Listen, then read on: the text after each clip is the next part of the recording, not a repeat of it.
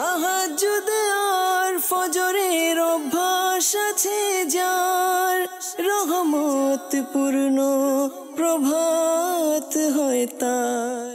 আলহামদুলিল্লাহি রাব্বিল আলামিন, আসসালাতু ওয়াসসালামু আলা সাইয়্যিদিল মুরসালিন, আম্মা বা'দু, ফাউযু বিল্লাহি মিনাশ শাইতানির রাজিম, বিসমিল্লাহির রহমানির রহিম। আসসালাতু ওয়াসসালামু আলাইকা ইয়া রাসূলুল্লাহ ওয়া আলা আলিকা ওয়া আসহাবিকা ইয়া হাবিবাল্লাহ। আসসালাতু ওয়াসসালামু আলাইকা ইয়া নবিয়াল্লাহ ওয়া আলা আলিকা ওয়া আসহাবিকা ইয়া নূরাল্লাহ। মাদানী চ্যানেলের দর্শক শ্রোতা, আলহামদুলিল্লাহ আরও একবার উপস্থিত হয়েছি রহমতপূর্ণ প্রবাদ এই অনুষ্ঠানে। যে যেখান থেকে আমাদের অনুষ্ঠান দেখছেন, দূরে কিংবা কাছে, দেশে কিংবা প্রবাসে, সকল দর্শককে জানাই আন্তরিক মোবারকবাদ। রবিউল গাউস মাস উপলক্ষে আলহামদুলিল্লাহ মাদানী চ্যানেলের এই বিশেষ আয়োজন, যা রবিউল গাউস এই চাঁদের 11 তারিখ পর্যন্ত ইনশাআল্লাহ তাআলা আপনাদের সাথে ধারাবাহিকভাবে সাথে থাকার আমরা চেষ্টা করছি। নবী রহমত শাফি উম্মাত সাল্লাল্লাহু তাআলা আলাইহি ওয়াসাল্লামের উপর দুরূদ শরীফ পাঠ করার অসংখ্য ফজিলাত আর বরকতের কথা আমরা প্রায় সময় মুবাল্লিগে দাওয়াত ইসলামী থেকে বা কিতাব অধ্যয়ন করে পেয়ে থাকি। আজকেও একটি দুরূদ শরীফের ফজিলত আমরা শ্রবণ করি। রহমতে আলম হুজুর সাল্লাল্লাহু তাআলা আলাইহি ওয়াসাল্লাম ইরশাদ করেন, যে ব্যক্তি আমার উপর দৈনিক 1000 বার দুরূদ শরীফ পাঠ করবে, সে ততক্ষণ পর্যন্ত মৃত্যুবরণ করবে না যতক্ষণ জান্নাতে নিজের ঠিকানা দেখে না নিবে। সাল্লু আলাল হাবিব সাল্লাল্লাহু তাআলা আলা মুহাম্মদ সাল্লাল্লাহু তাআলা আলাইহি ওয়াসাল্লাম। মাদানী চ্যানেলের দর্শক শ্রোতা, আলহামদুলিল্লাহ প্রতিদিনের মতো আজকেও আমরা অনুষ্ঠানে কারি সাহেব আমাদের সাথে আছেন, তেলাওয়াত শোনাবেন। আর নাতখা ইসলাম বে রয়েছেন হামদে বারি তাআলা, নাতে রসুল মকবুল সাল্লাল্লাহু তাআলা আলাইহি ওয়াসাল্লাম শুনবো। আর আজকের একটি বিষয় নিয়েছি আমরা আলোচনা করার জন্য, নেকির দাওয়াত দেওয়ার জন্য, আল্লাহর ওলিদের জীবনী সম্পর্কে জানার জন্য। গাউসে পাক রাদিয়াল্লাহু তাআলা আনহু কেমন একজন ব্যক্তিত্ব ছিলেন, এ সম্পর্কে আমরা আজকের বিষয় থেকে জানতে পারবো ইনশাআল্লাহ তাআলা। আসুন আমরা ভালো ভালো নিয়ত সহকারে যে যেখানে আছি আমরা নিয়ত করি ভালো ভালো যাতে করে সওয়াব অর্জন হয়, এবং অনুষ্ঠানের শেষ পর্যন্ত আমরা দেখার শোনার চেষ্টা করবো ইনশাআল্লাহ তাআলা। তেলাওয়াত শ্রবণ করি, এরপরে আজকের বিষয়ও জানাবো, হামদে বারি তাআলাও শুনবেন ইনশাআল্লাহ তাআলা। সাল্লু আলাল হাবিব সাল্লাল্লাহু তাআলা আলা মুহাম্মদ সাল্লাল্লাহু তাআলা আলাইহি ওয়াসাল্লাম। আসুন প্রিয় ইসলামী ভাইয়েরা এবং মাদানী চ্যানেলের দর্শক শ্রোতা, পবিত্র কোরআনুল কারীম থেকে তেলাওয়াত করার পূর্বে এবং শ্রবণ করার পূর্বে ভালো ভালো নিয়ত করে নিই। আমি নিয়ত করছি আল্লাহ এবং তার রসুল সাল্লাল্লাহু তাআলা আলাইহি ওয়া আলিহি ওয়াসাল্লামের সন্তুষ্টি এবং সওয়াব অর্জনের উদ্দেশ্যে কোরআন তেলাওয়াত করব। আপনারাও নিয়ত করে নিন যে আল্লাহ এবং তার রসুল সাল্লাল্লাহু তাআলা আলাইহি ওয়া আলিহি ওয়াসাল্লামের সন্তুষ্টি এবং সওয়াব অর্জনের উদ্দেশ্যে কোরআন তেলাওয়াত শ্রবণ করবেন ইনশাআল্লাহ আযজা ওয়া জাল। أعوذ بالله من الشيطان الرجيم. بسم الله الرحمن الرحيم.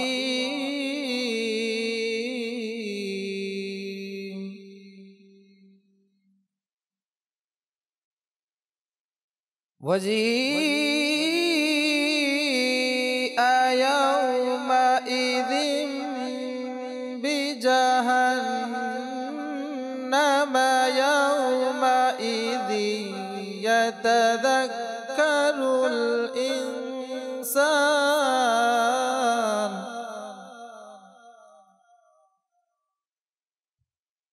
يومئذ يتذكر الإنسان وأنى له الذكرى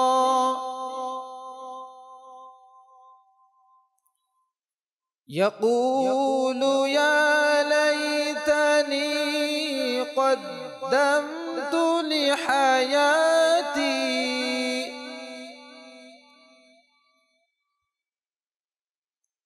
فيومئذ لا يعذب عذابه أحد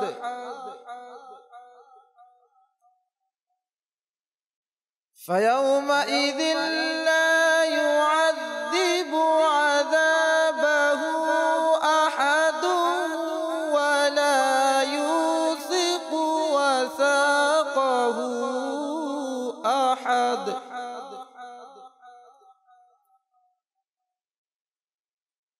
يا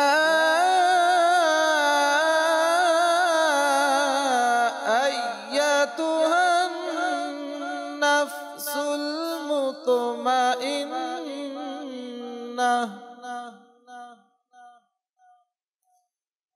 ارجعي إلى ربك راضية مرضية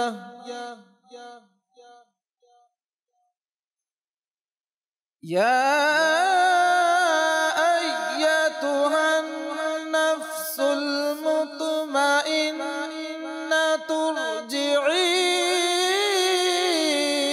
إلى ربك راضية مرضية فادخلي في عبادي وادخلي جنتي آمنت بالله صدق الله العظيم وصدق رسوله النبي الحبيب الكريم صلوا على الحبيب صلى الله تعالى على محمد সাল্লাল্লাহু তাআলা আলাইহি ওয়াসাল্লাম। মাশাআল্লাহ, আমরা কারি সাহেব থেকে কোরআনে পাকের খুব সুন্দর আওয়াজে খুব সুন্দরভাবে তেলাওয়াতে কোরআন শ্রবণ করলাম। আল্লাহ তাবারক ওয়া তাআলা কোরআনে পাকের মধ্যে আল্লাহর ওলিদের বিষয় নিয়ে খুব সুন্দর সুন্দর আয়াতে কারিমা ইরশাদ করেছেন, যা আমরা যখন কোরআনে পাক তেলাওয়াত করি বা তরজমায় কোরআন কানজুল ঈমান অধ্যয়ন করব, তখন আমাদের চোখের সামনেও ভেসে আসবে আল্লাহ তাআলা কোরআনে পাকের মধ্যে তার প্রিয় বন্ধুদেরকে নিয়ে কি ইরশাদে কারিমা করেছেন। কোরআনে পাকের এক জায়গায় আল্লাহ তাআলা ইরশাদ করেছেন, যা কানজুল ঈমান থেকে অনুবাদ, আর যারা আমার রাস্তায় চেষ্টা করলো অবশ্যই আমি তাকে স্বীয় রাস্তা দেখাবো। আল্লাহ তাআলার রাস্তায় যে চেষ্টা করে আল্লাহ তাআলা তাকে স্বীয় রাস্তা দেখান। আল্লাহর ওলিদের ব্যাপারে বলা হয়েছে, তাফসিরে খাজিনের প্রণেতা যিনি রয়েছে আল্লামা আলাউদ্দিন আলী বিন মুহাম্মদ বাগদাদি রহমাতুল্লাহি তাআলা বলেন, আল্লাহর ওলি তারাই যারা ফরজ সম্পাদনের মাধ্যমে আল্লাহর নৈকট্য অর্জন করে এবং আল্লাহর আনুগত্যে লিপ্ত থাকে, আর তাদের অন্তর আল্লাহর সৌন্দর্যের নূরের পরিচয়ে লাভে নিমজ্জিত থাকে। যখন দেখে তখন কুদরত এলাহির দলিল সমূহ দেখে, আর যখন শুনে তখন আল্লাহ পাকের আয়াতে শুনে, এবং যখন বলে তখন আপন রবের প্রশংসার সাথে বলে, যখন নড়ে তখন আল্লাহর আনুগত্যেই নড়ে, আর যখন চেষ্টা করে তখন ওই বিষয় চেষ্টা করে যা আল্লাহর নৈকট্য লাভের মাধ্যম হয়। আল্লাহ পাকের জিকিরের প্রতি ক্লান্ত হয় না এবং অন্তরের চোখ দ্বারা আল্লাহ ছাড়া অন্য কাউকে দেখে না। এগুলোই অলিদের গুণাবলী। বান্দা যখন এই অবস্থায় পৌঁছায় তখন আল্লাহ পাক তার অভিভাবক ও সাহায্যকারী এবং সহযোগিতাকারী সহায়ক হয়ে যায়। পৃথিবীতে দর্শক শ্রোতা, আজ পর্যন্ত অনেক আল্লাহর ওলি, গাউস, কুতুব, আবদাল, নেক বান্দা, আল্লাহর বন্ধুরা তাশরিফ এনেছেন, অর্থাৎ তাদের আবির্ভাব হয়েছে পৃথিবীতে, আবার তারা দুনিয়া থেকে চলেও গিয়েছেন। নির্ধারিত যে হায়াতে মোবারকা তাদের ছিল, এরপরে তারা পর্দা করেছেন। ওই সকল ওলিদের মাঝে অন্যতম একজন ব্যক্তি, আর তিনি হলেন গাউসে পাক আব্দুল কাদের জিলানী রাদিয়াল্লাহু তাআলা আনহু। গাউসে পাক রাদিয়াল্লাহু তাআলা আনহু পৃথিবীতে তাশরিফ এনেছেন বা তার আগমন ঘটেছে, আবির্ভাব হয়েছে। অন্যান্য অলিরাও পৃথিবীতে আগমন করেছেন। সবার থেকে ভিন্ন এক শিশু, ভিন্ন এক পদ্ধতিতে গাউসে পাক রাদিয়াল্লাহু তাআলা আনহু পৃথিবীতে জন্মগ্রহণ করেছেন।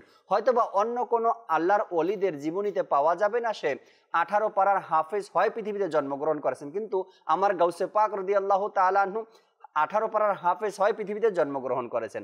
অন্য কোনো অলিদের ব্যাপারে পাওয়া যায় কি না এমন যে গর্ভে থাকা অবস্থায় মায়ের হাসির জবাব দিয়েছেন, কিন্তু আমার গাউসে পাক রাদিয়াল্লাহু তাআলা আনহু মায়ের গর্ভে থেকে হাসির জবাব দিয়েছেন। এভাবে করে অন্যান্য অলিদের পৃথিবীতে আসা, জন্মগ্রহণ করা, তাদের আবির্ভাব হওয়া, এর সাথে গাউসে পাক রাদিয়াল্লাহু তাআলা আনহুর পৃথিবীতে আসার মধ্যে অনেকটাই ব্যবধান রয়েছে। গাউসে পাকের মতো গাউসে পাকের শৈশবকাল নিয়ে যদি আমরা আলোচনা করি দর্শক শ্রোতা, তো সেখানে দেখা যাবে গাউসে পাক রাদিয়াল্লাহু তাআলা আনহু কখনো খেলাধুলায় মগ্ন হতেন না।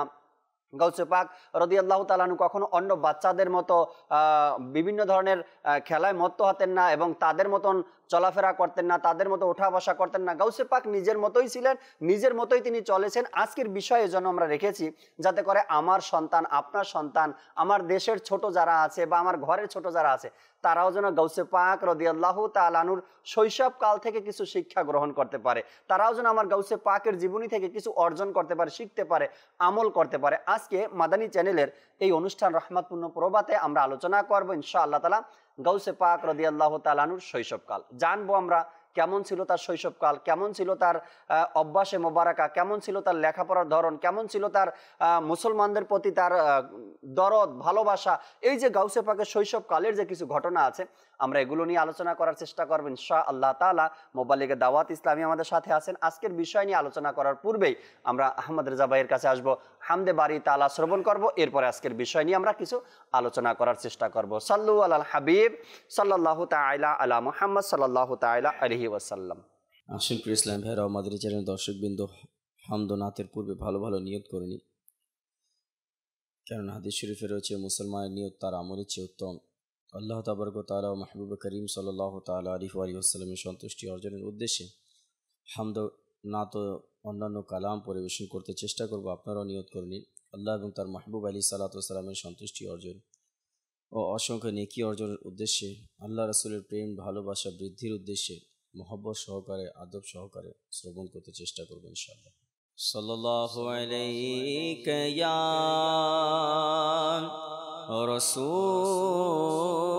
রাসূলুল্লাহ ওয়া সাল্লামু আলাইকা ইয়া হাবিবাল্লাহ সাল্লাল্লাহু আলাইকা ইয়া রাসূলুল্লাহ ওয়া সাল্লামু আলাইকা ইয়া হাবিবাল্লাহ। मोहब्बत में अपनी गुमाया इलाही, न पाऊँ मैं अपना बताया इलाही, न पाऊँ मैं अपना बताया इलाही। रहूं मस्त बेखुद मैं तेरी विला में, पिला जाम ऐसा पिलाया इलाही। सल्लल्लाहु अलैहि या रसूल अल्लाह वसल्लम अलैका या हबीब अल्लाह। अल्लाह अल्लाह अल्लाह ला इलाहा इल्लाह, अल्लाह अल्लाह अल्लाह ला इलाहा इल्लाह, अल्लाह अल्लाह अल्लाह ला इलाहा इल्लाह। तुमी मालिक जलस्थले या अल्लाह या अल्लाह, तुमी मालिक जलस्थले या अल्लाह या अल्लाह। तुमी खालिक जिन्न मानवे या अल्लाह या अल्लाह, अल्लाह अल्लाह अल्लाह ला इलाहा इल्लाह, अल्लाह अल्लाह अल्लाह ला इलाहा ला इलाहा इल्लाह, अल्लाह अल्लाह अल्लाह अल्लाह अल्लाह अल्लाह। তুমি অনন্ত, তুমি অনাদি খোদা, তুমি সর্বজ্ঞানী। তোমার সত্তা ঊর্ধ্বে সকলের, তোমার সত্তা ঊর্ধ্বে সকলের। ইয়া আল্লাহ ইয়া আল্লাহ, আল্লাহ আল্লাহ আল্লাহ লা ইলাহা ইল্লাহ, আল্লাহ আল্লাহ আল্লাহ আল্লাহ আল্লাহ লা ইলাহা ইলাহা ইল্লাহু তোমার গুণগান করে সকলে চন্দ্র সূর্য বৃক্ষ পাথর তোমার গুণগান করে সকলে চন্দ্র সূর্য বৃক্ষ পাথর তসবিহ শুষ্ক ভেজা জিনিসের তসবিহ শুষ্ক ভেজা জিনিসের ইয়া আল্লাহ ইয়া আল্লাহ আল্লাহ আল্লাহ আল্লাহ লা ইলাহা ইল্লাহু আল্লাহ আল্লাহ আল্লাহ লা ইলাহা ইল্লাহু আল্লাহ আল্লাহ আল্লাহ আল্লাহ আল্লাহ লা ইলাহা ইল্লাহু ক্ষমা করো আত্মারকে মওলা দোহাই নবীর ওহে খোদা ক্ষমা করো আত্মারকে মওলা দোহাই নবীর ওহে খোদা যিনি সৃষ্ট সকল নবীদের যিনি সৃষ্ট সকল নবীদের ইয়া আল্লাহ ইয়া আল্লাহ আল্লাহ আল্লাহ আল্লাহ লা ইলাহা ইল্লাহু আল্লাহ আল্লাহ আল্লাহ লা ইলাহা ইল্লাহু আল্লাহ আল্লাহ আল্লাহ আল্লাহ আল্লাহ আল্লাহ আল্লাহ লা ইলাহা ইল্লাহু সুবহানাল্লাহ সুবহানাল্লাহ। আল্লাহ তাবারক ওয়া তাআলার প্রশংসা কতই না মধুর, কতই না আলহামদুলিল্লাহ ভালো লাগার এক জিকির আল্লাহ আল্লাহ নামের মধ্যে রয়েছে। আর এই নামের জিকির করে করে আল্লাহ তাবারক ওয়া তাআলার ওলিরা আল্লাহর বন্ধু হয়েছে, আল্লাহর নৈকট্য অর্জন করেছে, যা আমরা একটু আগেই শ্রবণ করলাম। দর্শক শ্রোতা, মোবাল্লিগের দাওয়াত ইসলামী আমাদের সাথে নিজাম ভাই রয়েছেন। নিজাম ভাই থেকে আমরা শুরুতেই কিছু মাদানী ফুল শ্রবণ করব, এরপরে আপনাদের কল আর SMS এর দিকে আমরা যাওয়ার চেষ্টা করব ইনশাআল্লাহ তাআলা। যেহেতু আজকের বিষয়ে নিজাম ভাই আপনি শুনতেই পেয়েছেন গাউসে পাক রাদিয়াল্লাহু তাআলা আনহুর শৈশবকাল, কিছু মাদানী ফুল দর্শকের উদ্দেশ্যে। আলহামদুলিল্লাহি রাব্বিল আলামিন ওয়াসসালাতু ওয়াসসালামু আলা সাইয়্যিদিল মুরসালিন। মাশাআল্লাহ, আমাদের হুজুর গাউসে পাক রাদিয়াল্লাহু তাআলা আনহুর যে সিলসিলা চলতেছে, তো যে গাউসে পাক রাহমাতুল্লাহ আলাইহির জন্ম মুবারক থেকে আপনার বেসাল শরীফ পর্যন্ত কারামতে ভরপুর জীবন ছিল। সুবহানাল্লাহ সুবহানাল্লাহ। তো বাল্যকালের মধ্যে যে ঘটনাগুলি ঘটে গেছে, আমরা যদি এগুলি ভালো করে শ্রবণ করি, জি জি, আমাদের মধ্যে গাউসে পাক রাহমাতুল্লাহ আলাইহির এমন এক প্রেম জাগ্রত হবে যে আমি হুজুর গাউসে পাক সাইয়্যিদি ওনার কিছু ফয়েজ বরকত যাতে আমরা পাই, এরকম একটা মন মানসিকতা তৈরি হবে। যেমন নাকি ওনার জন্ম মুবারকটাই কি কারামত দিয়ে শুরু। সুবহানাল্লাহ। উনি যখন 29শে রমজানুল মুবারক সুবহে সাদেকের সময় সোমবার দিনে দুনিয়ার জমিনে আগমন করলেন, জন্মগ্রহণ করলেন, কিন্তু পৃথিবীর কেউ জানে না সেদিন যে চাঁদ উঠেছে। 29শে শাবানে জন্ম। 29শে শাবানে জি। পৃথিবীর কেউ জানে না যে আজকে মেঘাচ্ছন্নের কারণে আকাশ রমজানের চাঁদ উদিত হয়েছে কিনা। কিন্তু আমার হুজুর গাউসে পাক রাহমাতুল্লাহ আলাইহি আগমন করে মায়ের বুকের দুধ পান করেছেন, তারপরে সুবহে সাদেক থেকে ইফতার পর্যন্ত আর কোনো খাবার গ্রহণ করেন নাই। এতে করে সবাই বুঝে গেলেন যে আজকে রমজানের চাঁদ উদিত হয়েছে। তো গাউসে পাক রাহমাতুল্লাহ আলাইহি যিনি জন্মটাই শুরু হয়েছে কারামত দিয়ে, শরীয়ত পালন প্রথম দিন থেকে শরীয়ত পালন শুরু, রমজানের রোজা রাখা শুরু। তো সেই গাউসে পাক রাহমাতুল্লাহ আলাইহি যখন আপনার আবার শিশু অবস্থায় যখন প্রথম দিন মক্তবে দিবেন, আব্বা আম্মা ওনার পিতা মাতা সম্মানিত মক্তবের মধ্যে দিলেন পড়ানোর জন্য। তো মক্তবে আপনার যখন গেলেন মাদ্রাসায়, দেখতেছেন যে ছাত্রদের ভিড়ের কারণে জায়গা নেই। ওনার সাথে ফেরেশতারাও ছিল আল্লাহ পাকের তরফ থেকে। উনি এমন গাউসে আজম ছিলেন, ছোটবেলা থেকেই ওনার সাথে ফেরেশতা থাকতো। এবং গায়েবী একটা এলান আসলো, তাফাসসাহু লি ওয়ালিল্লাহ, তোমরা এই ওলি আল্লাহর জন্য জায়গা প্রশস্ত করে দাও, স্থান করে দাও তাকে বসার জন্য। সবাই সরে গিয়ে জায়গা করে দিলেন। শেষ পর্যন্ত দেখা গেল ওনাকে সবক দেওয়ার আগেই উনি আউযু বিল্লাহ বিসমিল্লাহ সূরা ফাতিহা, আলিফ লাম মিম থেকে শুরু করে 18 পারা পর্যন্ত ওস্তাদ সাহেবকে শুনিয়ে দিলেন। সুবহানাল্লাহ, সুবহান। তো গৌস পাক রহমতুল্লাহ আলাই কে যখন প্রশ্ন করা হলো আপনি কোত্থেকে শিখছেন, তখন বলেছেন যে আমার সম্মানিত আম্মাজান 18 পারা কোরআনের হাফেজা ছিলেন, তিনি তেলাওয়াত করেছেন দুনিয়ার জমিনে, আর আমি গর্ব থেকে মুখস্থ করে নিয়েছি। সুবহানাল্লাহ, সুবহানাল্লাহ। তো পরবর্তীতে এটা আউলিয়া কারামগণ এটাও বলেছেন যে এটা ওনার গর্বে থাকাকালীন কারামত গাউস পাক রহমতুল্লাহ আলাইহি, কিন্তু প্রকাশ পেয়েছে আপনার বাল্যকালে যখন তিনি মক্তবে গিয়েছেন। তো সেই গাউস পাক রহমতুল্লাহ আলাইহির বাল্যকালটা ছিল কারামতপূর্ণ। এভাবে অসংখ্য ফজিলত বরকতের কথা আছে। যেমন উনি যখন 7 বছর বয়স, একটা ঘটনা এরকম আছে যে একজন নুরানি বুজুর্গ, উনি গভীর রাতে ঘুমে মগ্ন ছিলেন, এই সময়ের মধ্যে আসলেন, ঘুমের মধ্যে এসে বলতেছেন, হে আব্দুল কাদির, তুমি কি আল্লাহ তাআলাকে ভুলে গেলে? এই গভীর রজনীতে পরম করুণাময়ের ইবাদতে মগ্ন হয়ে যাও, তুমি কেন ঘুমিয়ে আছো?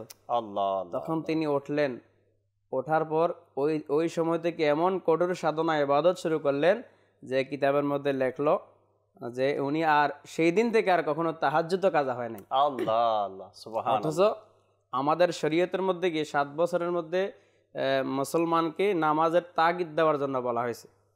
10 বছরে বিছানা আলাদা করা বা একটু মৃদু প্রহার করার জন্য বলা হয়েছে, কিন্তু গাউস পাক রহমতুল্লাহ আলাইহির ফরজ তো ফরজ, তাহাজ্জুদ নামাজও সেদিন থেকে আর কাজা হয় না, কাজা হয়নি। সুবহানাল্লাহ। ওনার বাল্যকালে এরকম সাধনা, এরকম ইবাদত ছিল।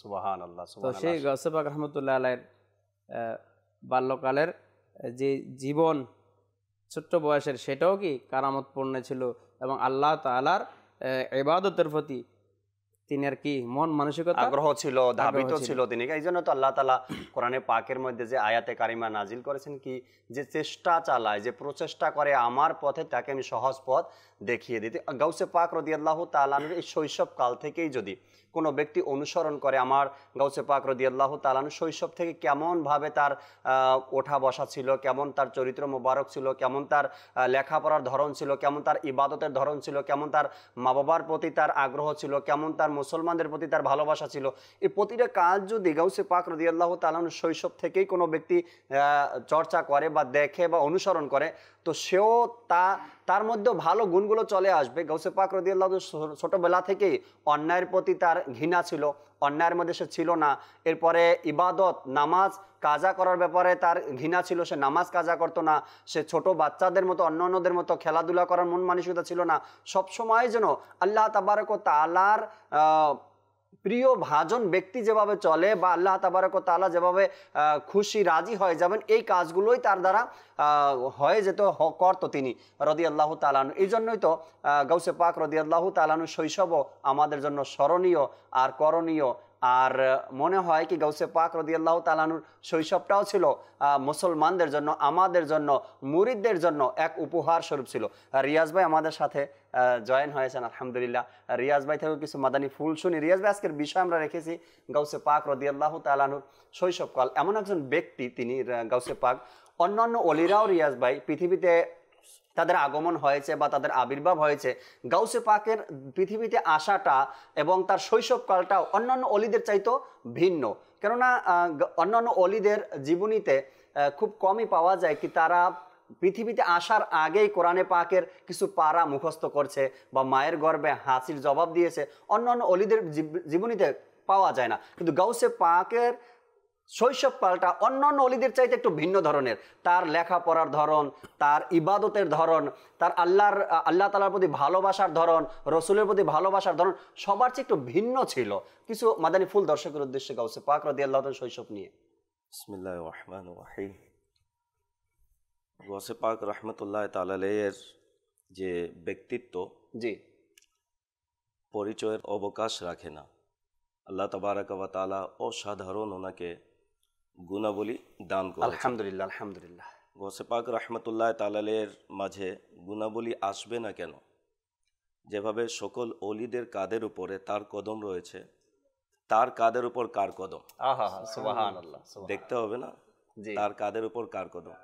নবী পাক সাল্লাল্লাহু তাআলা আলাইহি ওয়াসাল্লাম যিনি হচ্ছেন ইমামুল আম্বিয়া, আম্বিয়া। ইমামুল আম্বিয়ার কদম মোবারক গৌসে পাকের কাদের উপরে। বলা হয়েছে গৌসে আজম দরমিয়ানে আউলিয়া চু মোহাম্মদ দরমিয়ানে আম্বিয়া। আম্বিয়া, আহা, নবী সুবহানাল্লাহ। পাক সাল্লাল্লাহু তাআলা আলাইহি ওয়াসাল্লাম যেভাবে আম্বিয়া ইকরামদের মাঝে ছিলেন, ঠিক সেইভাবে গৌসে পাক রহমতুল্লাহ তাআলা আলাইহি আউলিয়া ইকরামদের মাঝে ছিলেন।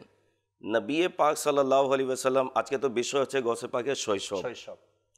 নবী পাক সাল্লাল্লাহু আলাইহি ওয়াসাল্লামের শৈশব মোবারক থেকে গৌসে পাকের শৈশব কিছু মিল খেয়ে যায়, যেহেতু তার বংশধর, তার আওলাদ এবং ফয়জানে মুস্তাফা নিয়ে কিন্তু পৃথিবীতে আগমন করেছেন। সুবহানাল্লাহ। নবী পাক সাল্লাল্লাহু আলাইহি ওয়াসাল্লাম সোমবারে পৃথিবীতে আগমন করেছেন, আমার গৌসে পাকও সোমবারে পৃথিবীতে আগমন করেছেন। নবী পাক সাল্লাল্লাহু তাআলা আলাইহি ওয়াসাল্লাম সুবহে সাদিকের সময় পৃথিবীতে আগমন করেছেন, আমার গৌসে পাক সুবহে সাদিকের সময় পৃথিবীতে আগমন করেছেন।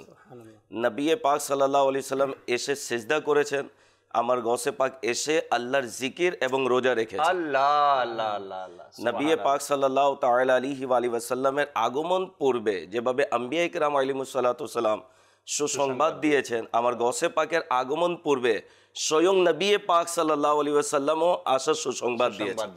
আচ্ছা, সুসংবাদের ধরনটা দেখুন। যেমন নবী পাক সাল্লাল্লাহু আলাইহি ওয়াসাল্লাম এর শুভাগমনের পূর্বে ইব্রাহিম খলিলুল্লাহ আলা নবিগিনা আলাইহি সালাতু সালাম, আদম আলা নবিগিনা আলাইহি সালাতু সালাম সবাই এসে একটি কথা বললেন, সেটি হচ্ছে, হে আমিনা, তোমার গর্ভে ওই সন্তান যিনি হচ্ছেন সকল আম্বিয়াদের ইমাম এবং যিনি হচ্ছেন আল্লাহর মেহবুব। সুবহানাল্লাহ।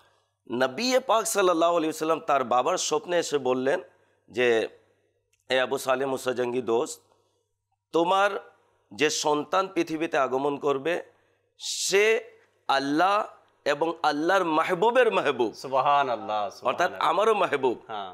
তো গৌসে পাক রহমতুল্লাহ তাআলা আলাইহিকে আল্লাহ তাবারাক ওয়া তাআলা অসংখ্য বৈশিষ্ট্য দিয়েছিলেন, যা পূর্বে আমরা শুনলাম, যে আপনিও বললেন যে মায়ের গর্ভে থাকাকালীন তিনি ওনার আম্মাজান হাঁচি দিত, তিনি জবাব দিতেন। এটা নর্মালি একটা কথা, কিন্তু দেখেন ব্যাকরণের দিক দিয়ে আমার গৌসে পাক কত মেধা শক্তি। মায়ের গর্ভের মধ্যেই যখন ভুল হয় নাই, তো আসার পর কি ভুল হবে? কোনোদিন না। সাধারণত আমরা যখন কেউ যদি হাঁচি দেয় আলহামদুলিল্লাহ বলে, এখানে আমরা যারা দর্শক, আমাদের জন্য এখানে শেখার বিষয় রয়েছে। তো আমরা অনেকে আলহামদুলিল্লাহ শোনার পরেও উত্তর দিতে জানি না কি উত্তর দিতে হয়, কিন্তু আলহামদুলিল্লাহ দাওয়াত ইসলামী পরিবেশে এই সকল বিষয় শেখানো হয়। তো পুরুষ হাঁচিদাতা যদি হয়, সে আলহামদুলিল্লাহ যদি বলে, তাহলে শ্রবণকারী বলবে ইয়ারহামুকাল্লাহ। হাঁচি দাতা যদি মহিলা হয়, সে যদি আলহামদুলিল্লাহ বলে, এবং শ্রবণকারী যদি পুরুষ হয়, তাহলে ইয়ারহামুকিল্লাহ বলবে। গৌসে পাক রহমতুল্লাহ তাআলা আলাইহি মায়ের গর্ভে পৃথিবীতে আগমন করেনি, তিনি আরবের ব্যাকরণের দিক দিয়ে দেখুন ভুল হয়নি, তো আসার পর কি ভুল হবে? সুবহানাল্লাহ। গৌসে পাক রহমতুল্লাহ তাআলা আলাইহি 18 পারা হেফজ করলেন, আমরা সাধারণভাবে বলি, কিন্তু তার শ্রবণ শক্তি দেখুন। সুবহানাল্লাহ। মায়ের গর্ভে অনেকে তো মানে টিচারের সামনে বসে কোরআনুল করিম সামনে নিয়েও একটি সূরাও মুখস্থ করতে পারে না। আমার গৌসে পাক রহমতুল্লাহ তাআলা আলাইহি আল্লাহ তাআলা এমন কারামত পরিপূর্ণ, যেভাবে নবী পাক সাল্লাল্লাহু আলাইহি সাল্লাম মুজিজাত পরিপূর্ণ ছিলেন, আমার গৌসে পাক কারামত পরিপূর্ণ ছিলেন। এবং নবী পাক সাল্লাল্লাহু আলাইহি সাল্লামের আগমনের পূর্বে যেভাবে অলৌকিক ঘটনা সংঘটিত হয়েছে, আমার গৌসে পাকের আগমন পূর্বেও অলৌকিক ঘটনা ঘটেছে। তো তিনি 18 পারা হেফজ করলেন শুধু শুনে শুনে। যতটুক তার মা তিলাওয়াত করেছেন ততটুক, যদি 30 পারা করে দিতেন, আমার গৌসে পাক 30 পারা মুখস্থ করে নিতেন। সুবহানাল্লাহ, সুবহানাল্লাহ। যেভাবে ওনার আম্মা জানের তাকওয়া পরহেজগারি ফুটে ওঠে, সেভাবে আমার গৌসে পাকের কারামতও ফুটে ওঠে। আমার গৌসে পাক রহমতুল্লাহ তাআলা আলাইহির ব্যাপারে আসছে এক বৈঠকে, এটাও না যে হুজুর সময় দিন, কালকে শোনাবো, পরশু শোনাবো, এক বৈঠকে উস্তাদ শুরু করালেন, উনি আর থামে না, শুরু করলেন তো করলেন। তো শেষ পর্যন্ত এটাই হলো, বেটা আরো পরে বলে না এতটুকুই মুখস্থ। কারণ কি? কারণ এটাই যে আমি যখন গর্বে ছিলাম, আমার মা তিলাওয়াত করতেন, সেটা শুনে শুনে আমি মুখস্থ করে নিলাম। তো এই যে গৌসে পাকের শৈশবকাল, কিছু মহান ব্যক্তিত্ব পৃথিবীতে আবির্ভাব যাদের হয়েছে, যাদের শৈশব বলেন, কৈশোর বলেন, তারপরে যৌবন বলেন, তারপরে বৃদ্ধা বয়স বলেন, এটা সাধারণ মুসলমানদের জন্য, সাধারণ মানুষের জন্য আইডিয়াল স্বরূপ। তাদের জীবনী থেকে অত্যন্ত এমন এমন বিষয় ফুটে ওঠে, যদি আমরা তাদের যে ওই সকল বিষয় যা আমাদের জন্য ফলপ্রদক হবে, প্রতিটা বিষয় কিন্তু আমাদের জন্য ফলপ্রদক, আমরা যদি নিজের জীবনে বাস্তবায়ন করি তাহলে দেখবেন সঠিক দিশা আমরা পেয়ে যাব ইনশাআল্লাহ তাআলা। দর্শক শ্রোতা, আমরা খুব সুন্দর কিছু কথা গাউসে পাক রাদিয়াল্লাহু তাআলা আনহু শৈশব নিয়ে শুনলাম, পৃথিবীতে আগমনের পূর্বের কথাও শুনলাম। আল্লাহ তাবারক ওয়া তাআলা আমাদের উপর দয়া করুক যে আমরাও যেন আল্লাহর ওলিদেরকে অনুসরণ করতে পারি, তাদের দেখানো পথে চলতে পারি, তাদের কর্মগুলো যেন আমরা অনুসরণ করতে পারি, কি ইবাদত তারা করত, কি কাজ তারা করত, কিভাবে তাদের জীবনটা অতিবাহিত হয়েছে, আমরা অনুসরণ যেন করতে পারি। আল্লাহ তাআলা সেই তৌফিক দিক। দর্শকের কিছু কল শুনবো, এরপরে আমাদের যাবে আমাদেরকে কালামও শোনাবেন ইনশাআল্লাহ তাআলা। যে কল শুনিয়ে দিন দর্শকের। আমার নাম মোহাম্মদ আমরির রেজা আক্তার, আমি হবিগঞ্জ থেকে বলতেছি। আমি একটি মানকাবাত শুনতে চাই, সেটা হলো মুর্শিদ মের আত্মার। আচ্ছা আচ্ছা, মুর্শিদ আমার আত্মার এই মানকাবাত শুনতে চেয়েছেন, সাথে থাকতে হবে ইনশাআল্লাহ তাআলা। পরবর্তী কল। আমার নাম নাসিম নীলফামারী, আমি একটা গজল শুনতে চাই। আচ্ছা, একটা গজল শুনতে চেয়েছেন, শোনাবো, সাথেই থাকুন। পরবর্তী কল। মোহাম্মদ সোহেল, মাদানী বাংলার অনুষ্ঠান আল্লাহ তাআলার দয়ায় আমি তো আমার পরিবারের সবাই এই মাদানী বাংলা দেখেন এবং এই অনুষ্ঠানও দেখে থাকেন। মাশাআল্লাহ, পরিবারের সবাই দেখেন, আপনিও দেখেন। আল্লাহ তাআলা বরকত দিক, এই মাদানী চ্যানেল থেকে যেন আমরা কিছু শিখতে পারি, অর্জন করতে পারি, আমল করতে পারি, আল্লাহ তাআলা সে তৌফিক দিক। পরবর্তী কল। রাইসা রাজশাহী, আমি একটা নাচ শুনতে চাই। তুমি কি খোদা হাবিব, তুমি সৃষ্টি সেরা। মাশাআল্লাহ মাশাআল্লাহ। আমরা আহমদ রাজা ভাইয়ের কাছে যাব, একটা নাতে রসুল মকবুল সাল্লাল্লাহু আলাইহি সাল্লাম শোনাবেন আমাদেরকে। এরপরে আবার আমরা আজকের বিষয় নিয়ে আলোচনা করার চেষ্টা করব। সাল্লু আলাল হাবিব সাল্লাল্লাহু তাআলা আলা মদনী মদিনা ওয়ালা, মদনী মদিনা ওয়ালা, মদনী মদিনা ওয়ালা, তোমার দারে আমায় ডাকো মদনী। যখন হবে তোমার দিদার, তখনই হবে আমার। যখন হবে তোমার দিদার, যখন হবে তোমার দিদার, তখনই হবে আমার। আমার স্বপ্নে এসো না, আমার স্বপ্নে এসো না, মদনী মদিনা ওয়ালা, মদনী মদিনা ওয়ালা, মদনী মদিনা ওয়ালা। আমি যদিও গুনাহগার, তবু উম্মত আমি তোমার। আমি যদিও গুনাহগার, আমি যদিও গুনাহগার, তবু উম্মত আমি তোমার। তোমার চরণে রেখে না, তোমার চরণে রেখে না, মদনী মদিনা ওয়ালা, মদনী মদিনা ওয়ালা, মদনী মদিনা ওয়ালা, মদনী মদিনা, মদনী মদিনা ওয়ালা। তোমারা নিশান দরবার, নিসমতুল্য জাহার। তোমারা নিশান দরবার, তোমারা নিশান দরবার, নিসমতুল্য জাহার। আছে কি কোনো ঠিকানা, আছে কি কোনো ঠিকানা, मदनी मदीना वाला मदनी मदीना वाला मदनी मदीना वाला मदनी मदीना वाला मदनी मदीना वाला তোমার ধারে আমায় ডাকো মদনী মদিনা ওয়ালা মদনী মদিনা ওয়ালা সুবহানাল্লাহ সুবহানাল্লাহ। আল্লাহ তাবারক ওয়া তাআলা আমাদের হৃদয়টাকে, আমার অন্তরটাকে, আমাদের অন্তরকে আল্লাহ তাবারক ওয়া তাআলা নবী পাক সাহিবে লাউলাক হুজুর সাল্লাল্লাহু তাআলা আলাইহি ওয়াসাল্লামের ভালোবাসা আর প্রেম দ্বারা পরিপূর্ণ করে দিক। সব সময় যেন আমরা নবী পাক সাল্লাল্লাহু আলাইহি সাল্লামের চর্চা করা, তার নাতে রসুল পড়া, তার সুন্নতের উপরে আমল করা, দেখানো পথগুলো যেন আমরা অনুসরণ করতে পারি। আল্লাহ তাআলা সে তৌফিক আমাদেরকে দান করুক। দর্শক শ্রোতা, আমরা আলোচনা করছিলাম গাউসে পাক রাদিয়াল্লাহু তাআলা আনহুর শৈশবকাল নিয়ে। কেমন ছিল সেই শৈশবকাল আর কেমন মর্যাদাপূর্ণ ছিল তার সেই মোবারক জমানাটা, সেই সময়টা।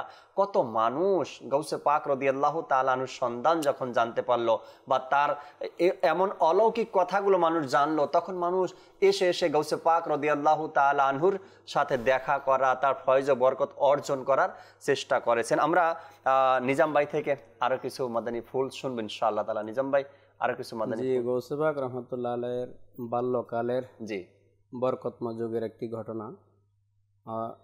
এক খানকার মধ্যে পর্দানুসীন এক মহিলা তিনার নিজের বাচ্চাকে, মৃত বাচ্চাকে কাপড় চাদর জড়িয়ে ওই খানকার মধ্যে আসলো। এসে অনেক অঝরে কান্নাকাটি করতেছে। এই মুহূর্তে ওই দরবার থেকে একজন মাদানী মুন্না, অর্থাৎ দাওয়াত ইসলামের পরিবেশে মাদানী মুন্না, একজন ছোট বালক বেরিয়ে আসলো। এসে জিজ্ঞাসা করতেছে যে, হে সম্মানিত আম্মাজান, আপনি কেন কাঁদতেছেন? আচ্ছা। উনি ইরশাদ করলেন যে, আমার এই বাচ্চা, তার বাবার শখ ছিল তাকে দেখার, কিন্তু সে ইন্তেকাল করেছে, এর বাবা ইন্তেকাল করেছে, আর এই ছেলে একমাত্র আমার পাথেয়, আমার সম্বল জীবনে। সে যখন অসুস্থ হয়েছে, অসুস্থ হওয়ার পথেই কারণে আমি তাকে খানকা শরীফে নিয়ে আসতেছিলাম, পথের মধ্যে সে মৃত্যু মুখে ঢলে পড়ল, ইন্তেকাল করলো। তারপরও অনেক আশা নিয়ে এই বুজুর্গের এই খানকা শরীফে এসেছি। যে এই খানকা শরীফের যিনি বুজুর্গ, ওনার খ্যাতি চতুর্দিকে ছড়িয়ে পড়েছে। সুবহানাল্লাহ। অনেক আশা নিয়ে এসেছি, কিন্তু এই খানকার বুজুর্গ রহমতুল্লাহ আলাই উনি আমাকে ধৈর্য ধারণের উপদেশ দিয়ে তাশরিক নিয়ে চলে গেলেন। তখন ওই মাদানী মুন্না ছোট্ট বালক উনি ইরশাদ করতেছেন যে, ওনার দয়াপূর্ণ মুখ দিয়ে যে কথাগুলো বের হচ্ছে সেগুলো হচ্ছে এরকম যে, মোহতারামা, আপনার মাদানী মুন্না অর্থাৎ আপনার বাদশা মৃত নয়, বরং জীবিত। সুবহানাল্লাহ। দেখুন তো, সে নড়াচড়া করছে। দুঃখী মা অস্থির হয়ে আপন মাদানী মুন্নার লাশ, ছোট বালকের লাশ হাতে কাপড় যখন সরাইলেন, তখন দেখলেন সত্যি সত্যি জীবিত এবং তার হাত পা খেলছে সে। সুবহানাল্লাহ। তখন এই মুহূর্তে আবার ওই দরবারের বুজুর্গ রহমতুল্লাহ আলাই উনি বেরিয়ে আসলেন। এসে দেখে বুঝতে পারলেন এবং ওই ছোট্ট বালককে বললেন যে, তুমি এখনই এই ছোট্ট বয়সে আল্লাহ তাআলার গোপন তাকদীরের রহস্য খুলতে যাচ্ছ। এই বলে লাঠি দিয়ে ওনাকে দৌড় মারলো ওনার পিছে পিছে। তখন ওই ছোট বালক মাদানী মুন্না দৌড় দিলেন কবরস্থানের পাশ দিয়ে। তো বুজুর্গ রহমতুল্লাহ আলাই তিনিও পিছনে পিছনে ধাওয়া করলেন। এক পর্যায়ে ছোট বালক কবরবাসীদেরকে উদ্দেশ্য করে বললেন যে, হে কবরবাসীরা, আমাকে বাঁচাও। তখন দেখা গেল কিতাবের মধ্যে লেখে যে 300 কবরবাসী ওঠে ওই মাদানী মুন্না এবং বুজুর্গের মাঝখানে ঢাল হয়ে গেল। আল্লাহ আল্লাহ। আর তখন ওই ছোট্ট বালক মাদানী মুন্না উনি চাঁদের মতো চেহারাটা দেখিয়ে মুস্কি মুস্কি হাসতেছেন। আর বুজুর্গ রহমতুল্লাহ আলাই বললেন যে, হে বৎস, তোমার মর্যাদা পর্যন্ত আমি পৌঁছতে পারবো না, অর্থাৎ তোমার সন্তুষ্টির উপর আমার নিজের মাথা ঝুঁকিয়ে নিলাম। আর সেই মাদানী মুন্না ছোট বালক কে ছিল? আমাদের গাউসে পাক হযরত আব্দুল কাদের জিলানী রাহমাতুল্লাহ তাআলা আলাইহি। তো দেখুন যে গাউসে পাক রাহমাতুল্লাহ আলাইহির বাল্যকালের আজকে আমরা কিছু ঘটনা ওয়াকিয়া কারামত বলতেছি, সে গাউসে পাক রহমতুল্লাহ আলাইহি ছোটবেলা থেকে কেমন কারামতপূর্ণ ছিলেন? সুবহানাল্লাহ। এখানে একটা বিষয় হয়তোবা অনেকে ঘটনা শুনে মনে করবে এটা কাল্পনিক। আসলে এটা কাল্পনিক নয়, এটা বাস্তবে হয়েছে। এবং বিষয়টি হচ্ছে যে আল্লাহ তাবারাক ওয়া তাআলার কিছু বান্দা এমন রয়েছে, যা কিতাবে আসছে, কোনো বিষয় যদি তারা কসম করে নেয় তাহলে আল্লাহ তাআলা সেটাকে বাস্তবায়ন করিয়ে দেন। সুবহানাল্লাহ। গসে পাকের মুখ দিয়ে বের হয়েছে, সে তো জীবিত। দেখতে হবে কার মুখ থেকে এই কথা বের হয়েছে। সুবহানাল্লাহ। মুখ কার? আল্লাহ। আমি আপনি বললে তো হবে না। মুখ কার? মুখ হচ্ছে আমার গসে পাকের। মুখ হচ্ছে এমন মহান ব্যক্তির যিনি রাসূল করিম সাল্লাল্লাহু আলাইহি সাল্লামের মাহবুব, আল্লাহর মাহবুব। আল্লাহ তাবারাক ওয়া তাআলা নিজের মাহবুবের কথা ফিরিয়ে দিবেন কিভাবে? যা মুখ থেকে বের হয়েছে এবং ওই জবান দ্বারা বের হয়েছে, সে তো জীবিত।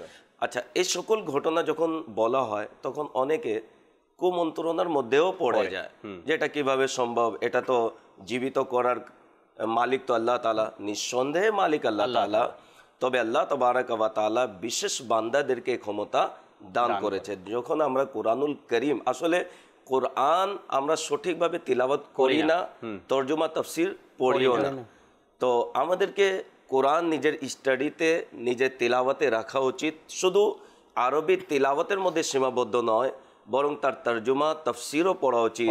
আর বর্তমান যুগে সবচেয়ে উত্তম যেটি তাফসীর তর্জমা হচ্ছে, সেটা হচ্ছে কনজুল ঈমান। কনজুল ঈমান যদি আমরা নিয়ে নিই ইনশাআল্লাহ, তার মধ্যে সঠিক তর্জমা তাফসীর করা হয়েছে। তো কোরআনুল কারীমের মধ্যে ঈসা আলা নবিগিনা আলাইহিস সালাতু সালামের কথা সেখানে বর্ণনায় এসেছে, আল্লাহ তাআলা সেটি বয়ান করেছেন কোরআনুল কারীমের মধ্যে। ঈসা আলাইহিস সালাতু সালাম স্বয়ং নিজে বলেছেন, আমি জীবিত করি মৃতকে আল্লাহর হুকুমে। ঈসা আলাইহিস সালাতু সালাম বলেছেন, আমি জীবিত করি মৃতকে কার হুকুমে? আল্লাহর হুকুমে। করেন ঈসা আলাইহিস সালাতু সালাম, হুকুম কার? আল্লাহর।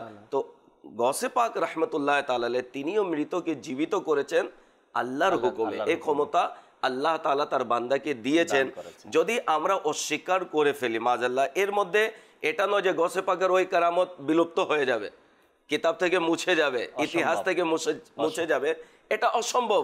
আমার ঈমান মুছে যাবে, আমার ঈমান চলে যাবে, এবং এখানে আমি দ্বিধা দ্বন্দ্বে পড়ে গেলে আমি ঈমান নিয়ে যেতে পারবো না। বিদায় আমার কর্তব্য, দায়িত্ব হচ্ছে যে মাথা পেতে এটাকে মেনে নেওয়া, যে আল্লাহ কুদরত রাখেন যে নিজের বান্দাদের মধ্যে কাউকে না কাউকে ক্ষমতা দিতে পারেন। বর্তমান তো অনেক সহজ জাকির ভাই, যে ডাক্তাররা দেখা যায় মুমূর্ষ রোগী যাকে বলা হয়, যে একেবারে সে মরার বিছানার মধ্যে শুয়ে গিয়েছে, কিন্তু দেখা যায় ডাক্তার চিকিৎসা করার পর ওষুধপত্র দেয়, আল্লাহ তাবারাক ওয়া তাআলা তার ভাগ্যে শিফা আরোগ্য যখন রেখে দেন, দেখা যায় আবার টনটন করে সে সুস্থ হয়ে চলাফেরা শুরু করে দেয়। মানুষও বলে এ তো মরে যাচ্ছিল, অমুক ডাক্তারের চিকিৎসা সে ভালো হয়ে গিয়েছে।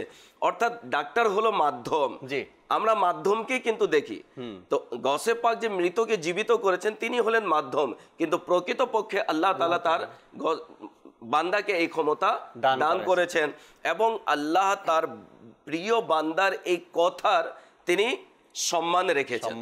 সুবহানাল্লাহ। এই জন্য যারা আল্লাহ তাবারাক ওয়া তাআলার প্রিয় বান্দারা, অলৌকিক ঘটনা কোরআনুল কারীমের মধ্যে অসংখ্য রয়েছে। তো আমার গসে পাক রহমতুল্লাহ তাআলা আলাইহির শৈশব থেকে কৈশোর পর্যন্ত এই যে একটি যাত্রা, ওনার যে জীবনের অনেক কিছু শিক্ষণীয় বিষয় রয়েছে। যেমন আমার গসে পাক রহমতুল্লাহ তাআলা আলাইহিকে জিজ্ঞেস করা হলো, আপনি যে আল্লাহর ওলি, আপনি কোন সময় কিভাবে জানতে পেলেন? আচ্ছা, তো আমার গসে পাক রহমতুল্লাহ তাআলা আলাইহি তিনি বললেন, আমি যখন মাদ্রাসায় যেতাম তো একজন ফেরেশতা মানব আকৃতিতে আমাকে মাদ্রাসা পৌঁছানোর জন্য যেত। আল্লাহ, ইভেন কি পৌঁছিয়ে চলে আসতো না, আমার সঙ্গেই বসে থাকতো। আচ্ছা, যখন আমি মাদ্রাসায় পৌঁছে যেতাম অদৃশ্য থেকে আওয়াজ আসতো, আল্লাহর ওলিকে বসার জায়গা করে দাও, প্রসারিত করে দাও, তিনি বসে যেতেন। গসে পাক বলেন, আমি একবার সে ব্যক্তিকে জিজ্ঞাসা করলাম, আপনি কে যে প্রতিদিন আমাকে মাদ্রাসা ছাড়তে যান? তো সে বললেন যে আমি আল্লাহর ফেরেশতাদের মধ্যে একটি ফেরেশতা, যে আপনার এই কাজের জন্য আমি নিয়োজিত হয়েছি। এখন দেখুন গার্ড অফ অনার কাকে বলে। আমার আল্লাহ তার এই মাহবুবের মাহবুবকে কত ভালোবাসেন যে ফেরেশতা নিয়োগ করে দিয়েছেন যে আমার মাহবুবের মাহবুব যাচ্ছে মাদ্রাসায়, তুমি তার সঙ্গে থাকো। ফেরেশতা বসে থাকতেন। আচ্ছা, গৌসে পাক রহমতুল্লাহ তাআলা বলেন যে যখন এই সকল বিষয় আমি দেখলাম তখন আমি বুঝে ফেললাম যে আল্লাহ তাআলা আমাকে বিলায়েতের স্থান দান করেছেন। আচ্ছা, এখানে একটি বিষয় দেখুন যে আমার গৌসে পাক রহমতুল্লাহ তাআলা জেনে গেলেন আল্লাহ আমাকে বিলায়েতের স্তর দান করেছেন, তার মাঝে অহংকার কিন্তু আসেনি। আজকাল মনে করেন আমার মাঝে কিছু যদি চলে আসে গুণ, ইবাদতের একটু মাত্রা বেড়েও যায় যদি, হ্যাঁ, তাহলে আমরা গুণে নিজেই এত গুণান্বিত করে নি, মুখে বলি আমার এই গুণ, আমার সেই গুণ, আমি এটা জানি, আমি সেটা জানি, আমি অমুক, আমি তেমুক। কিন্তু বিলায়াত এমন একটি স্তর যাকে বলা হয়েছে এটি কসবি নয়, এটি হচ্ছে ওয়াহবি। কসবি বলা হয় কেউ আয় করে, ইবাদত করে, রিয়াজত করে বিলায়াত অর্জন করতে পারে না, পথে চলতে পারে। রাইট, বিলায়াত হয় ওয়াহবি, আল্লাহর পক্ষ থেকে। অন্যথায় যদি কসবি যদি হতো তাহলে অনেক জীবনে মদ পান করেছেন, পরে দেখা যায় তওবা করে আল্লাহর ওলি হয়েছেন। তো উনি তো জীবনের একটি অংশ গুনার মধ্যে কাটিয়ে দিলেন। তো আল্লাহর পক্ষ থেকে যাদের প্রতি দয়া হয় তাদেরকে বিলায়াত দেয়া হয়। হ্যাঁ, যারা ইবাদত রিয়াজতে নিজের জীবনকে অতিবাহিত করে এদের প্রতি আল্লাহর দয়া হয়ে যায়, বিলায়াতের তাদের জন্য দ্বার খুলে দেয়া হয়, বিলায়াত আল্লাহ তাআলা দান করেন। না হলে কমপক্ষে সে মুমিন হয়ে যায়, মুত্তাকি হয়ে যায়। আমার গৌসে পাক রহমতুল্লাহ তাআলা মাতৃগর্ভ থেকে কিন্তু বলি।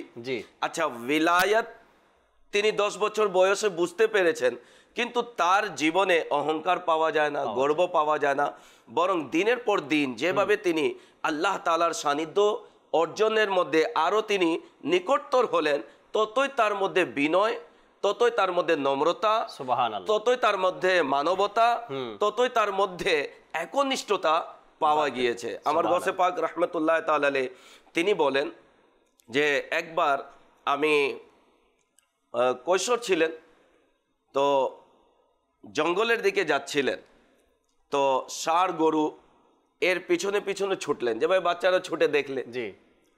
তো সে গরু গৌসে পাকের দিকে ফিরে বলল, হে আব্দুল কাদির, তোমাকে এই জন্য পাঠানো হয়। দেখুন, আমার নবী সাল্লাল্লাহু আলাইহি সাল্লামের দ্বারা পশু প্রাণীরাও কথা বলেছে, আমার গৌসে পাক রহমতুল্লাহ তাআলা এর সাথেও কথা বলেছে। তো এই কথা যখন বলা হলো, আচ্ছা গরু বলল, গৌসে পাক বুঝলেন। এরপরে নিজের ভয়ে তিনি মানে প্রাথমিক একটু ভয় সঞ্চার হলো যে ষাঁড় তো সাধারণ কথা বলে না, আমাদের সাথেও যদি কোনো গরু যদি কথা বলে তাহলে আমরা তো নিজেই ভয় পেয়ে যাবো, ভাই এ তো সাধারণভাবে তো গরু কথাই বলে না। কিন্তু গৌসে পাক রহমতুল্লাহ তাআলা তিনি হুট করে ছাদের উপর চললেন। এখন ছাদের উপর যখন চললেন, জিলানে ওনার কি ঘর ছিল, তো ছাদের উপর যখন চললেন, দৃষ্টি যখন দিলেন, দেখলেন পুরো আরাফাতের ময়দান দেখা যাচ্ছে।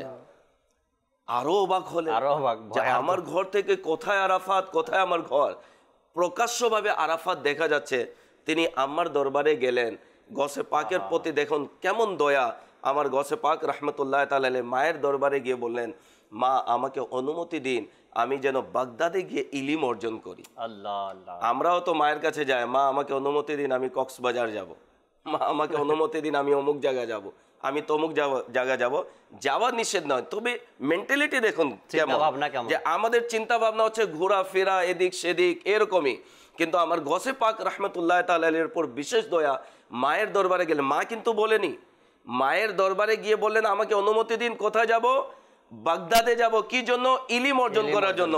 ওনার মা জিজ্ঞেস করলেন, বেটা তোমার মধ্যে এই পরিবর্তন কিভাবে? তখন তিনি ওই ঘটনাটি খুলে বললেন। তখন তার মা কেঁদে দিলেন, কেঁদে দেওয়ার পর অনুমতিও প্রদান করলেন। এরপরে ওনার বাবার রেখে যাওয়া সম্পদের মধ্যে 80টি দিনার এনে দিলেন। 80টি দিনার আমার গৌসে পাক রহমতুল্লাহ তাআলা তার আখলাক মুবারক, চরিত্র মুবারক দেখুন, ইনসাফ কেমন ছিল। ওনার আরেকজন ভাই ছিল, ভাইয়ের জন্য তিনি 40টি দিনার রেখে দিলেন ওই বয়সে। এটা করেন না সব গুছাও পালাও, হয় না? এখন যখন আমাদের মনে করেন আমাদের অভিভাবক যদি আমাদের কাছে সব সম্পদ রেখে দেয় যে বেটা তুমি যা চাও নিয়ে নাও, তো আমার ইচ্ছে এটাই হবে ভাই সব আমার, কিন্তু আমার গসে পাক রহমতুল্লাহ তাআলা ফয়জানে মুস্তাফা নিয়ে এসেছিলেন। নবী পাক সাল্লাল্লাহু আলাইহি সাল্লাম কোনোদিন কারোর সাথে বেইনসাফি করেননি, ইনসাফ করেছেন এবং ইনসাফের এমন ইতিহাস নবী পাক সাল্লাল্লাহু আলাইহি ওয়াসাল্লাম কায়েম করেছেন যা ইতিহাসের পাতায় লেখা রয়েছে। আজ পর্যন্ত তার সত্তার মধ্যে কেউ আঙ্গুল তুলতে পারেনি, পারবেও না। আল্লাহ তাআলা তার মাহবুবকে নিখুঁতভাবে সৃষ্টি করেছেন। সে ফয়জানে মুস্তাফা নিয়ে আমার গসে পাক পৃথিবীতে এসেছেন। তিনি 40 দিনার নিলেন, 40টি রেখে দিলেন, মা সেটি সিলি করে দিয়ে দিলেন এবং ওসিয়ত করলেন যে বেটা কোনোদিন মিথ্যার আশ্রয় নিবা না, মিথ্যা কথা বলবা না, মিথ্যার আশ্রয় নিবে না। আমার গসে পাক রহমতুল্লাহ তাআলা ওয়াদাবদ্ধ হলেন। সফর যখন শুরু করলেন, ঘটনা হয়তো বা আমরা বারংবার শুনেছি যে প্রায় কোনো কিতাবে আছে 40 জন, কোনো কিতাবে আছে 60 জন ডাকাত ছিল যারা ওই কাফলার মধ্যে আক্রমণ করলো, সবার মাল লুটে নিল। আমার গসে পাক রহমতুল্লাহ তাআলা তাকিয়ে দেখতেছিলেন এবং গসে পাক রহমতুল্লাহ তাআলার নিকটে যখন আসলো তিনি প্রকাশ্যভাবে বলে দিলেন, হে আমার কাছে আছে। সাধারণভাবে আমাদের গাড়ি থেকে যদি ডাকাত বা চোর ঢুকে যায় বা আপনার কাছে কি আছে, থাকলেও বলবো যে কিছু নাই, থাকলে কিছু দিয়ে দেন, আমি গরিব, লুকানোর চেষ্টা করি, আমরা চেষ্টা করি। কিন্তু আমার গসে পাক রহমতুল্লাহ তাআলার মাথায় কিসের মুকুট ছিল? লা খাউফুন আলাইহিম ওয়ালা হুম ইয়াহজানুন, কোনো ভয়ভীতি ছিল না। এই ভয়ভীতিহীন মুকুট পরিহিত ছিল, যার অন্তরের মধ্যে আল্লাহর ভয় থাকে, সৃষ্টির কোনো ভয় থাকে না। নির্ভয়ে বলে দিলেন। সে মনে করলে বাচ্চা মনে হয় আমাদের সাথে ঠাট্টা করছে, চলে গেল। দ্বিতীয় জন আসলো, একই কথা। তৃতীয় জন আসলো, একই কথা। যখন মাল সম্পদ নিয়ে সর্দারের কাছে গেল, হিসাব নিকাশ যখন হলো, ভাই সবকিছু এখানে আছে তো? বলে হ্যাঁ। বলে সবার লুটে নিয়েছো? হ্যাঁ লুটে নিয়েছে, তবে একজন বাচ্চা ব্যতীত। কার? অমুক বাচ্চা। কিন্তু সে বলছে তার কাছে 40টি দিনার রয়েছে। সংখ্যাও বলে দিলেন, কোথায় আছে এটাও বলে দিলেন। এরপরেও তাদের বিশ্বাস হয় না। সর্দার বলে তাকে নিয়ে আসো। নিয়ে আসা হলো। গসে পাক তার কাছেও নির্ভয়ে বলে দিলেন। বলে দেওয়ার কারণে সে জিজ্ঞেস করলো, তুমি লুকালে না কেন, কেন প্রকাশ করে দিলে? তখন তিনি বলেন, আমি আমার মায়ের কাছে ওয়াদা করেছি আমি মিথ্যা বলবো না। সে যুগের ডাকাতরা কত, তাদের মধ্যে ভয় সঞ্চার হতো। এই কথাকে কেন্দ্র করে আমার গসে পাক রহমতুল্লাহ তাআলা বলার কারণে হিদায়াতের দ্বার খুলে গেল যে তুমি মায়ের কাছে একটি ওয়াদা করেছো, সেটার উপর তুমি প্রতিষ্ঠিত রয়েছো। আমি নিজের রবের কাছে কত ওয়াদা করি, ওয়াদা ভঙ্গ করে দিয়েছি, আমাকে তওবা করিয়ে দাও। তওবা করালেন এবং সঙ্গী যারা ছিল তারা তাকে ছেড়ে দিল না, ভাই আপনি আপনারটা বুঝেন, আমরা যাই ডাকাতি করতে। না, বললো যে ডাকাতিতে আমরা আপনার সঙ্গে ছিলাম, তওবাতেও আপনার সঙ্গে থাকবো। যেভাবে ডাকাতি করাতে আপনি আমাদের সর্দার ছিলেন, তওবার সময় আপনি আমাদের সর্দার আছেন। বিদায় সবাই গসে পাকের হাতে তওবা করলেন। এটাই ফার্স্ট ছিল আমার গসে পাকের হাতে। এই ঘটনা পথভ্রষ্ট যারা ছিল তারা হাতে তওবা করলেন। এই গসে পাক রহমতুল্লাহ তাআলার ফয়জান দেখুন কেমন ভাবে শুরু হলো। তো যার হাতে পথভ্রষ্ট লোকেরা তওবা করেছে, উনি কি পথভ্রষ্ট হবে? এই জন্য গসে পাক হচ্ছেন হাদি, তিনি হচ্ছেন হিদায়াতকারী, হিদায়াতের পথ দেখিয়েছেন। তো এদের সঙ্গে যারা থাকবে এরা হিদায়াত প্রাপ্ত হবে, এরা সঠিক পথে প্রতিষ্ঠিত থাকবে। আল্লাহ তাআলা দয়া করেছেন যে আল্লাহ তাবারাক ওয়া তাআলা আহলে সুন্নাত ওয়াল জামাতের আকীদা এমন আমাদেরকে দিয়েছেন যে আমাদের কাছে ফয়জানে গৌসে আজম রয়েছে।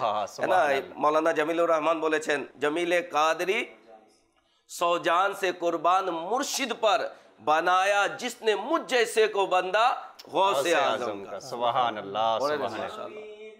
कादरी सौजान से कुर्बान मुर्शिद पर, जमील कादरी सौजान से कुर्बान मुर्शिद पर बनाया जिसने मुझ जैसे को बंदा गौसे आजम का बनाया जिसने मुझ जैसे को बंदा गौसे आजम का।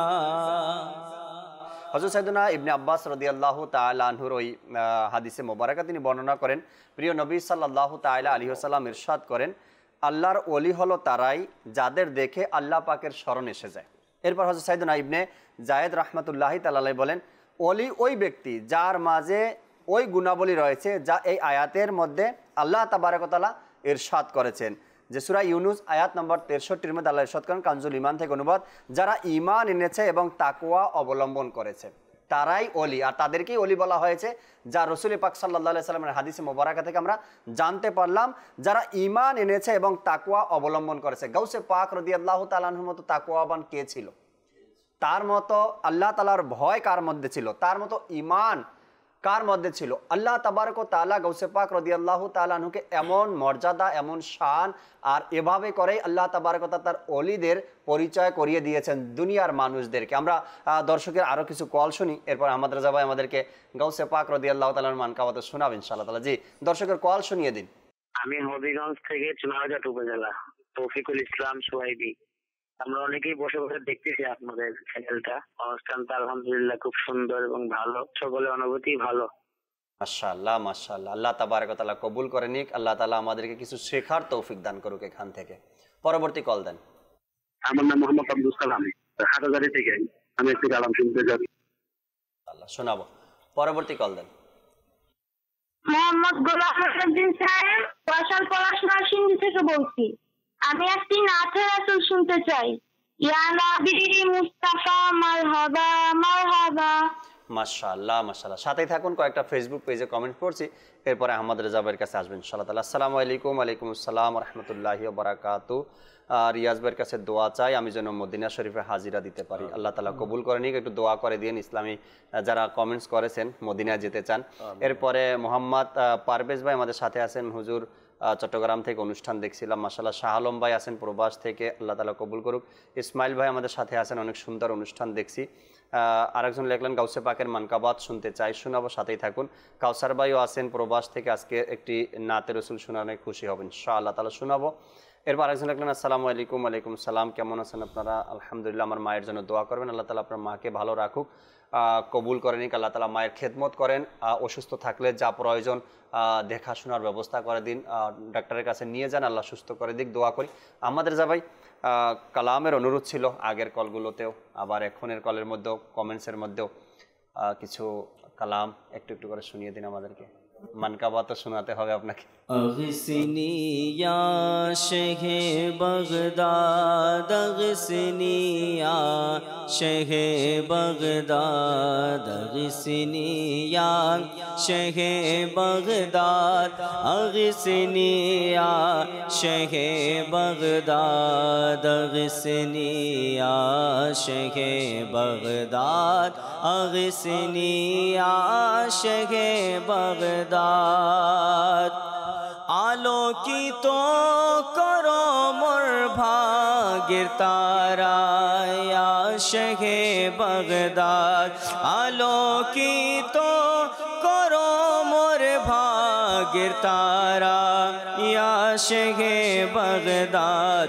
দেখিয়ে দাও তোমার নূরি চেহারা ইয়া শেহে বাগদাদ, দেখিয়ে দাও তোমার নূরি চেহারা ইয়া শেহে বাগদাদ, अग़सिनी या शेहे बागदाद, अग़सिनी या शेहे बागदाद, अग़सिनी या शेहे बागदाद, अग़सिनी या शेहे बागदाद। প্রিয় নবীর বিরহ করো দান, এমন মোরে তুমি। প্রিয় নবীর বিরহ করো দান, এমন মোরে তুমি। হৃদয় চূর্ণ বিচূর্ণ হয় যেন মরিয়া শেহে বাগদাদ, হৃদয় চূর্ণ বিচূর্ণ হয় যেন মরিয়া শেহে বাগদাদ। अग़सिनी या शेहे बागदाद, अग़सिनी या शेहे बागदाद। দনুমতি বাগদাদে এসে যেন আবার আমি,